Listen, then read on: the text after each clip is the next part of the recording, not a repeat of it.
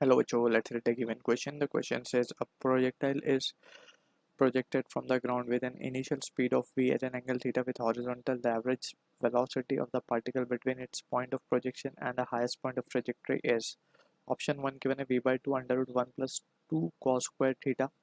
Option 2 given a v by 2 under root 1 plus 2 cos square theta. Option 3 given a v by 2 under root 1 plus 3 cos square theta. Option 4 given a v cos theta. So इस question का जो की concept we will be using is the concept of projectile motion, and to be precise it is ground to ground projectile. So इसमें हम एक case consider कर लेते हैं, projectile motion. So let's suppose we are projecting a particle with initial speed or velocity u at an angle theta from the horizontal. तो ये कुछ इस तरीके से ट्रेजेक्ट्री फॉलो करेगा. सो जो डिस्टेंस वो हॉरिजॉन्टली कवर करेगा ग्राउंड पे उसको हम कहते हैं range. This is the range, right. जो मैक्सिमम डिस्टेंस वो वर्टिकल डायरेक्शन में कवर करेगा उसको हम कहते हैं मैक्सिमम हाइट एच एम. ठीक है. अब यहाँ पे we need to be clear with the terms के जो मैक्सिमम हाइट का फॉर्मूला होता है that is given by the expression u square sine square theta upon 2g, and जो रेंज होती है रेंज का फॉर्मूला आता है हमारे पास u square sine 2 theta upon g. ये हमने सारे डेरिवेशन ऑलरेडी किए हुए, just we need to be clear with the results. Also we need to understand के horizontal component of velocity that is u cos theta remains the same throughout since there is no force acting along the horizontal direction, so u cos theta will remain u cos theta only. And u sin theta जो है that is the vertical component, ये change होगा because यहाँ पे acceleration due to gravity is acting in the downward direction. अब यहाँ पे from the situation using this basic understanding will answer the question. Before that we will develop a relation between this h that is maximum height and range. तो range को अगर हम ध्यान से देंगे तो रेंज में थोड़ा सा मैनिपुलेशन करके हम क्या लिख सकते हैं, 2 अगर ऊपर नीचे मल्टीप्लाई कर दिया जाए और साइन 2 थीटा को हम लिख सकते हैं 2 sign theta cos theta, half angle formula, right, and divided by 2g, right. तो यहाँ पे हम देख सकते हैं कि you square by 2g from this height वाला फॉर्मूले से यू स्क्वायर बाई 2g को हम क्या लिख सकते हैं, h upon sine square theta. तो we can write 4 into h upon sine square theta into sine theta cos theta लिखा जा सकता है इस तरीके से. So finally we have a relation between range and this, जो कि हम फाइनली डायरेक्ट यूज़ कर लेंगे just for the sake of understanding. We have derived it over here. Sine theta से एक sine theta cancel, cos theta को हम नीचे ले जाएंगे तो ये बन जाएगा हमारे पास 4h अपॉन साइन थीटा के नीचे कॉस थीटा जाएगा, so it will become tan theta. So this is the result that we will be using for this question. ठीक है. और सिंपली हम क्या कह सकते हैं, ऐसे हाइट का फॉर्मूला भी निकाल सकते हैं. ठीक है. तो इसी को रिजल्ट को हम इस तरीके से भी लिख सकते हैं, H will be equals to R tan theta upon 4. ठीक है. सो फ्रॉम द सिचुएशन अब हम क्या देख सकते हैं कि लेट्स से ये हमारा एक्सप्रेशन नंबर 1 बोल देते हैं, अब इसी को यूज़ करेंगे हम आगे. सो हमें पूछा गया मैक्सिमम, हमसे बोला गया एवरेज वेलोसिटी फाइंड करना है जब ये पार्टिकल कहाँ पहुँच जाए, मैक्सिमम हाइट पे पहुँच जाए अपनी. So maximum height will be this. अब यहाँ से यहाँ तक का अगर हम देखें तो डिस्प्लेसमेंट हमें निकालना होगा पहले. तो displacement will be this, right. ये लेंथ अगर हम देखेंगे सो इट विल बी r/2 क्योंकि मैक्सिमम हाइट r/2 पे आएगी हमारे पास. ठीक है. And this is h. So by Pythagoras theorem we can calculate this value और डिस्प्लेसमेंट. सो अब यहाँ पे वी कैन सी कि हमने ये डिस्कस कर लिया है कि हाइट और ये, तो हम इस पॉइंट को नाम दे देते हैं लेट्स से a, इसको दे देते हैं b. तो हमें एवरेज वेलोसिटी निकालनी है. सो एवरेज वेलोसिटी को हम क्या लिख सकते हैं, एवरेज वेलोसिटी बेसिकली क्या होता है, ये डिस्प्लेसमेंट अपॉन टाइम.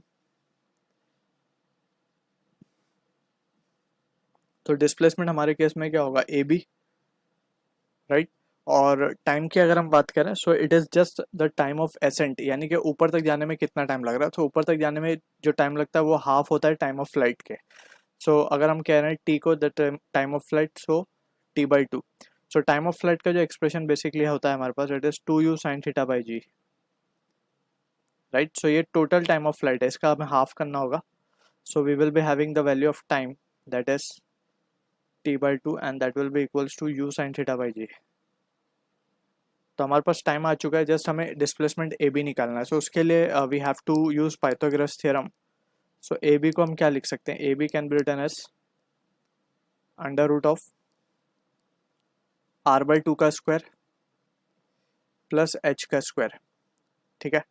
अब हमारे पास रिलेशंस है, h को इन टर्म्स ऑफ ये हम सब्सटीट्यूट कर सकते हैं.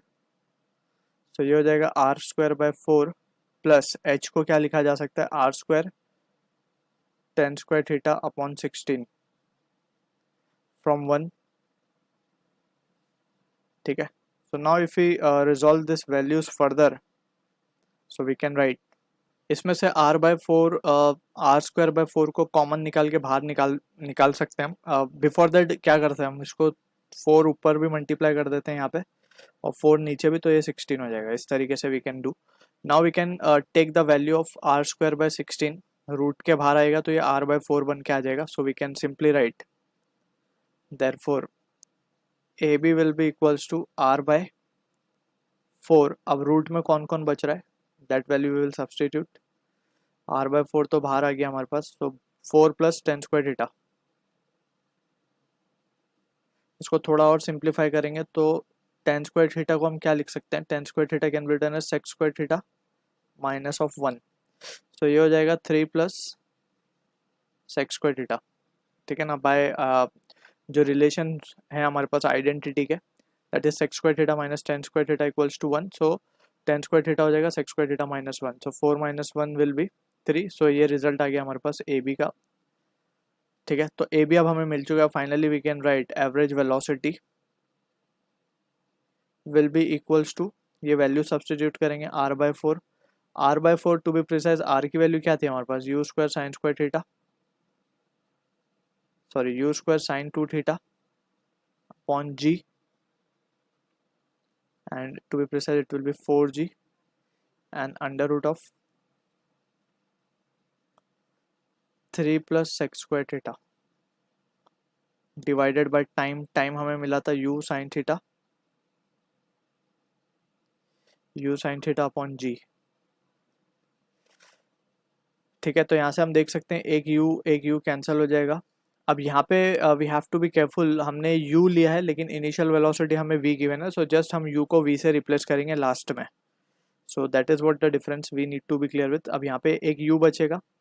अब sin 2 थीटा को हाफ एंगल फॉर्मूला से we can break down into 2 sin theta cos theta. So एक sin थीटा से एक sin थीटा भी कैंसिल हो जाएगा. सिंपली इसकी जगह पे हम क्या लिख सकते हैं, 2 sin थीटा cos थीटा. तो एक से एक ये कैंसिल हो जाएगा. सो यहाँ पे बचेगा हमारे पास, एक u भी कैंसिल हुआ है, तो यहाँ बचेगा u cos थीटा अपॉन 2 बचेगा जस्ट